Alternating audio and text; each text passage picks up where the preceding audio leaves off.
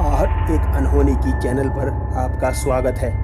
आज की कहानी में देखिए कैसे एक ब्यूटिशियन को उसी के ब्यूटी पार्लर में एक पिशाचिनी ने मारने की कोशिश की और कैसे ब्यूटिशियन और उनकी असिस्टेंट उस पिशाचिनी से अपने आप को बचा पाए या नहीं बचा पाए। आइए देखते हैं। मेरा नाम शैली है। मैं एक ब्यूटिशियन हूँ। मैं खुद का पार्लर ओपन करना चाहती थी। उसी सिलसिले में पार्लर के लिए जगह देख रही थी। मैंने कई सारी जगह देखी, लेकिन कोई मेरे बजट के बाहर थी तो कोई शहर के बाहर थी। एक दिन मुझे एक अननोन नंबर से किसी लड़की का फ़ोन आया जिसने मुझे मेडिलिन में पार्लर के लिए ऑफ़र की। मुझे लोकेशन पसंद आ गया था तो मैंने उससे रेट के बारे में बात की। उसने कहा, पहले आप आकर के प्रीमाइस देख लीजिए, हम बाद में रेंट की बात करेंगे। मैं दूसरे दिन सुबह लोकेशन पर पहुंच गई। वहां एक लड़की पहले से मेरा इंतज़ार कर रही थी, जो मेरे पास आई और मुझसे कहा, क्या आप ही मिस शैली हैं? यस, मैं ही शैली हूँ, मैंने कहा। मेरे साथ चलो, उसने कहा। मुझे उस लड़की के हाव भाव कुछ अजीब लग रहे थे।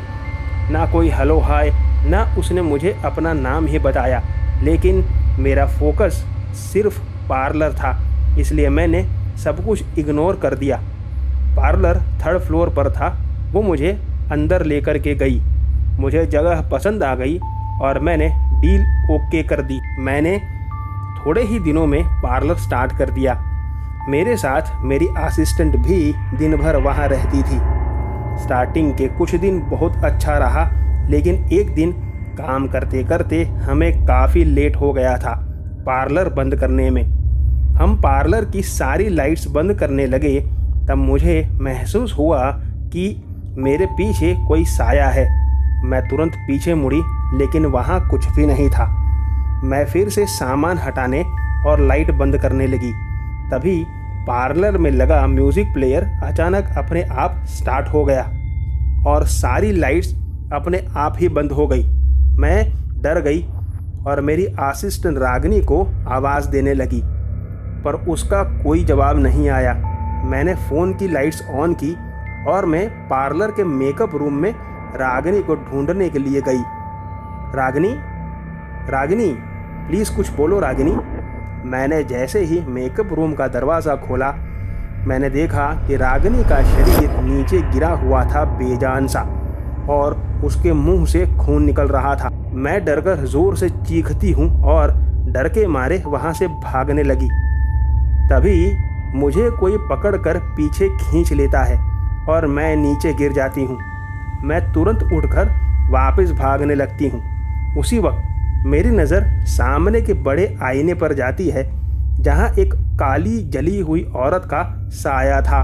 मैं उसे देखकर डर जाती हूँ और वहाँ से भागने की कोशिश करती हूँ। तभी म्यूज़िक प्लेयर में ज़ोर ज़ोर से चीखने की, रोने की, तो कभी कभी हंसने की आवाज़ें आने लगती हैं। उसी वक्त किसी ने धीरे से मेरे कान में कहा, शैली, तुम्हें पता है तुम बहुत खूबसूरत हो। जैसे ही ये शब्द मेरे कान पर पड़े, मैं भागने लगी। तभी वो औरत एकदम से मेरे सामने आकर के खड़ी हो गई, जिसका चेहरा बिल्कुल जला हुआ था, लाल आंखें, मुंह से खून निकल रहा था। वो मुझे मारने के लिए अपने हाथ आगे बढ़ाती है। मुझे छूते ही वो चिल्ला उठती है और फिर से मुझे मारने को दौड़ती है। फिर से वो मुझे छूती है और चिल्ला उठती है और वहाँ से हवा की तरह गायब हो जाती है और पार्लर की सारी लाइट्स फिर से ऑन हो जाती है। मैं दौड़कर रागिनी के पास गई और देखा तो वो जिंदा थी। उसे जैसे तैसे होश में लाने के बाद हमने पार्लर बंद कर दिया।